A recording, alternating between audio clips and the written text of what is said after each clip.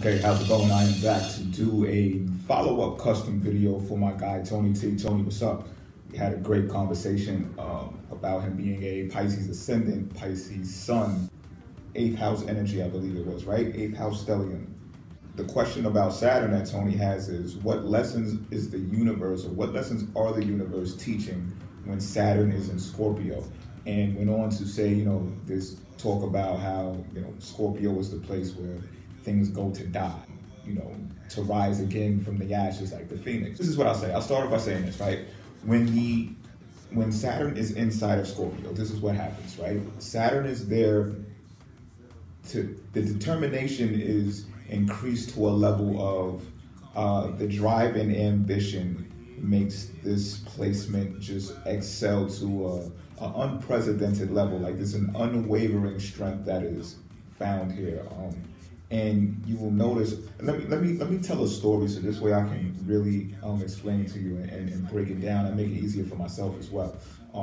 When Saturn was actually inside of the sign of Scorpio, which was not too many years ago, I was going through something, right? As a matter of fact, talk about ashes, right?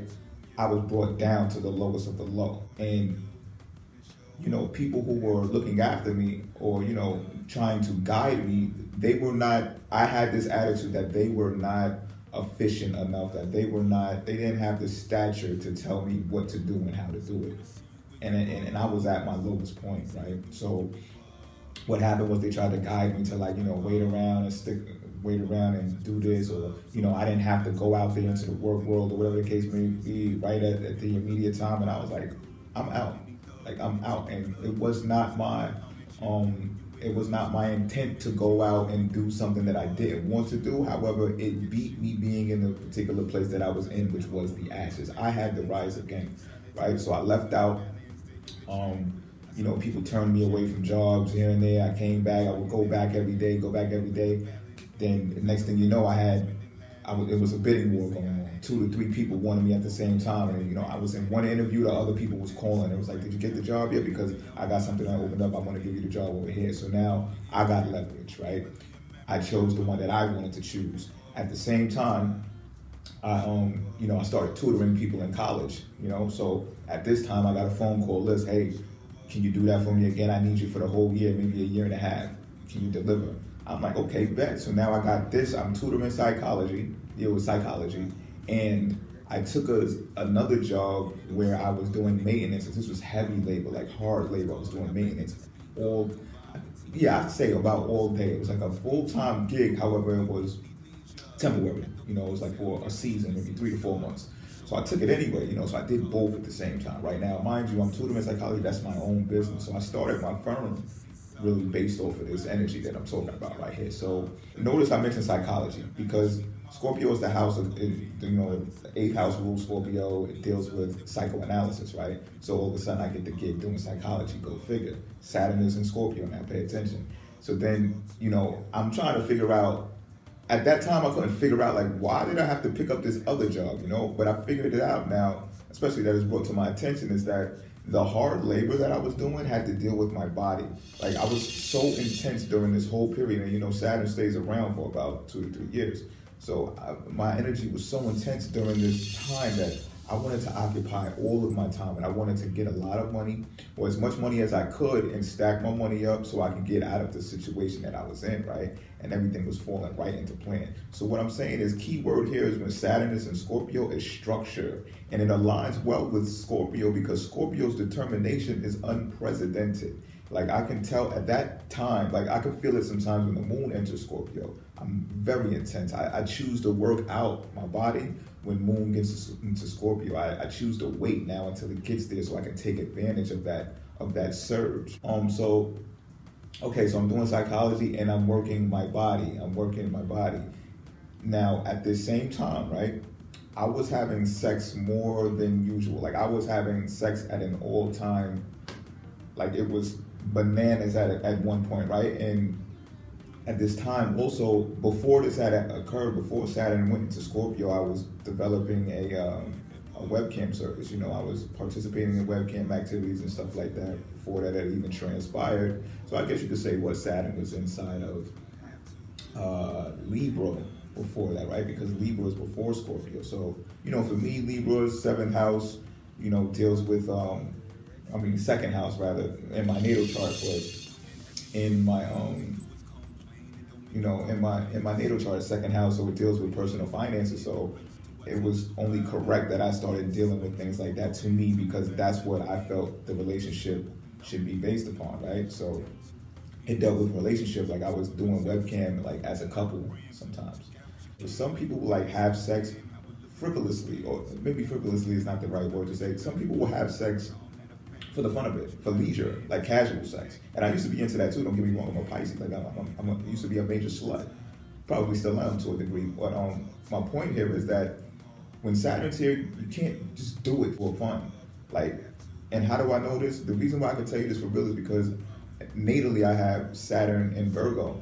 So I'm painstakingly have an analytical eye. Like I don't let anything go from my eye, you know? And so what I did here was, I said, well, how, you know, and this was not even with me knowing what I know about astrology now, but what I started doing was I felt myself slipping. So now let's talk about death and transformation and all that, falling, because I seen myself having so much fun with the girls, right, that I felt myself slipping. And I mean like slipping off of my game. Like if I stayed having sex for too long of a time, like I might make it back to the spot too late, or I might wake up late in the day and be late for work possibly, you know what I mean? And I seen that and I was like, nah, I can't have this. And at the time, like I'm telling you, I'm so intense that it was like worth it. It felt worth it to stay there. But my natal chart, Virgo and Saturn, was also looking at this with a very observant eye, and I'm like, well, where is the structure at to this sex?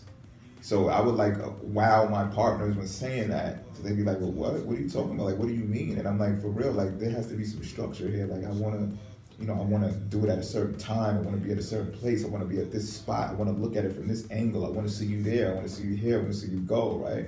And luckily for me, like this was working for me. Like you get yourself a cool partner, and you'll see how this is happening. You see how this happens, how this works for you, right?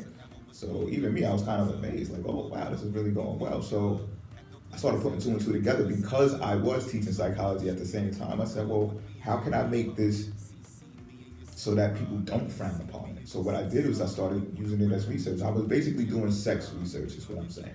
Right, so I was doing surveys and stuff like that. Like I was doing all types of experiments, like real lab experiments, because see, when you make things scientific, it's not frowned on by society, you know. And if you look into the inside of the world of academia, you know, whenever they talk about things such as sex, you know, they talk about death and the diseases and all of that comes with sex. They don't talk about the healing aspects. They don't talk about how it makes you feel good or how, you know, bodies can help heal bodies. Like I don't see, and I've done tons of research. I still do research to this day, and I have yet to find the content that says sex is good, sex is great, sex can be healthy. So I found this as an opportunity to tap into that vein and say, well, let me prove scientifically how this works.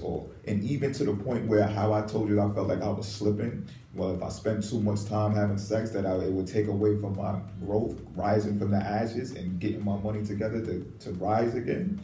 I was actually taking those notions of what I perceived to be slipping and incorporating them inside of the surveys and running the questionnaires with the people that was experiencing this sex with me and asking them questions and measuring it with a Likert scale, to understand better, you know, why we do the things that we do, especially as couples or people who think that we're couples. Or are we just having sex? Or are we just enjoying ourselves? Or are we just having fun? You know, how much does it take away from the relationship or the intimacy if we track it or if we record it? You know, of course, you might have to have a woman who's kind of weird to do stuff like this with you. However, like I said, I was fortunate at this time. So Saturn wants structure no matter what. But dealing with Scorpio, right? And this is why I'm saying, like, you can't do less than ethical things, because Scorpio deals with 8th house, other people's money, joint resources. So this is where the jealousy and the possessiveness comes in with Scorpio. And that's why they say don't do that, because, you know, Scorpio could do something like revenge porn or, you know, revenge sex even. Like, they're very skilled when it comes to the libido. They know how to starve their partner for sex. They know how to wield it on them. can be overbearing. But my point is the jealousy and the possessiveness of a Scorpio is unmatched. And that's why it's in the 8th house, because this deals with marriage. This is why, I talk to the Tauruses like that, and I'll be like, I know you guys like Pisces, and Pisces like Taurus, which probably will be better with a Scorpio, because Taurus, you want stability, and Scorpio will give you that. They will be overbearing. They will stay committed when they finally get locked into something. That's how they move. And a lot of the times they want to keep that a secret, and that is another reason that I felt that my Virgo, Saturn being in Virgo in my natal chart, shed some light on Saturn being inside of Scorpio at that time to unearth the secrets that Scorpio always wants to keep. Doing research and being scientific about it shows the truth. So now we get to extract these secrets that are from the dark psyche, or I guess you could say just psychoanalytical, that Scorpio a lot of the times knows and keeps under wraps because they want it to benefit themselves and no one else. So with Scorpio being referenced to death, think of death more as transformation. Like it doesn't, it means that some things have to leave the cycle in order for new things to be reborn in the cycle, and the pattern that gets repeated, or the pattern, not even that gets repeated, the behavior that is intense to the extent of detriment is not good for Scorpio, okay? Because Scorpio can do things, like I said, that can be vengeful, and it can backfire, and it's not good for the structure. It's not good for everything that they work hard for, and a lot of that comes from wanting to merge, wanting to use that 8th house energy, and not understanding that they can attract the same things that they desire by keeping, by turning it into structure. That's pretty much what I'm saying. If they learned how to turn sex into structure, Saturn being inside of Scorpio, it's like a no-brainer. It's a no-brainer. But Scorpios, they're pretty ethical people though when it comes to like couples. They like their secret. Once they're committed, they don't like being sluts. Is pretty much what I'm saying. You know what I mean? So they don't even like they probably won't even like the idea of having a sex industry. They probably rather just cheat or have sex with other women instead, or something like that. Now, Tony, I got your Instagram. I'm gonna follow you on Instagram. Now, here's to what you said about what you asked about. What do I think you should do as an entrepreneur? I'm gonna be real with you. I think you should do this. What we're doing right now, like conversing about those things that you have. These high ideals, these high ideas, these metaphysical things, I think you should talk about that because you're already into that, right? Not only that, you have, as a Pisces ascendant, you have a Virgo in the 7th house, which means that's your relationships, business and personal. So let's say you started a YouTube channel like this, you can put your content out there and use keywords because like we said before, like with Pisces, it's more like speak when spoken to. These days, because we have the internet, like you can take the chance of starting by saying, okay, let me make one video and put the keywords that are relative to the things that people will search for on their own. And if they happen to come across my video, then I luck up, then it's for me. You know what I mean? So you could take that type of chance. As a creator, a Pisces can get away with stuff like that. And then what will happen is your channel will grow based upon those relationships, business and personal, because it's in Virgo. So people are going to watch it automatically. They're going to be analytical and they're going to give you feedback like this. I guarantee you. Whether how fast it happens, I'm not sure about that. However, I will guarantee you that people will watch it and they will give you feedback because the energy of Virgo loves to critique, right? And it's initially the house of the work environment anyway. So put two and two together and you got yourself a great combination. Not only that, right? Check this out. You have Sag in the 10th house, which is your midhaven. So Sagittarius is talking about higher education, spiritual beliefs, people that are knowledgeable. So once you start talking about stuff like that, that energy is also going to kick into play. And you're going to have, I think you'll do very well. I think you'll do very well. And as a matter of fact, I'd like to see you there. Maybe we could share a show maybe once or twice. You know what I mean? Who knows?